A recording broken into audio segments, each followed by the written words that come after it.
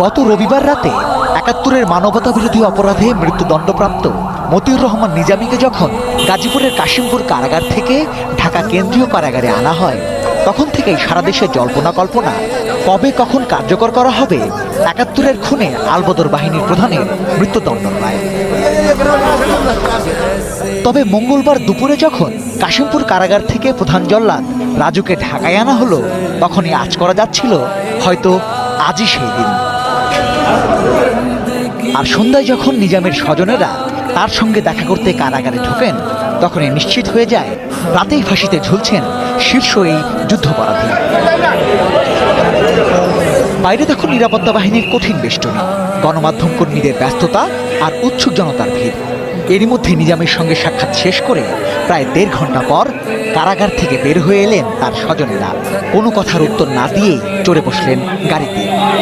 তারপর অপেক্ষা, কখন কার্যকর হয় মৃত্যুদণ্ড। আর সে সময় যারা সেখানে উপস্থিত থাকবেন, এরই মধ্যে সেই ঊর্ধ্বতন সরকারি কর্মকর্তারা একে একে প্রবেশ করতে শুরু করেছেন কারাগারের ভেতরে। অপেক্ষার প্রহর বাড়িয়ে ঘড়ির কাঁটা তখন ১২টার ঘরে। চারিদিকে ফিসফাস, অল্প কিছুক্ষণের মধ্যেই হতে যাচ্ছে ৭১-এর যুদ্ধাপরাধী নিজামীর ফাঁসি।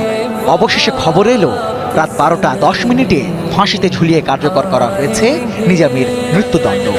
যুদ্ধাপরাধের দায়ে মৃত্যুদণ্ডাদেশ প্রাপ্ত বন্দী মতিউর রহমান নিজামীর মৃত্যুদণ্ডাদেশ রাত ১২টা ১০ কার্যকর করা হয়েছে। পরে রাত ১:৩০টার দিকে ৭১-এর শীর্ষ যুদ্ধাপরাধী জামায়াত নেতা মতিউর রহমান নিজামীর মৃতদেহ নিয়ে কারাগার থেকে বের হয়ে এলো অ্যাম্বুলেন্স।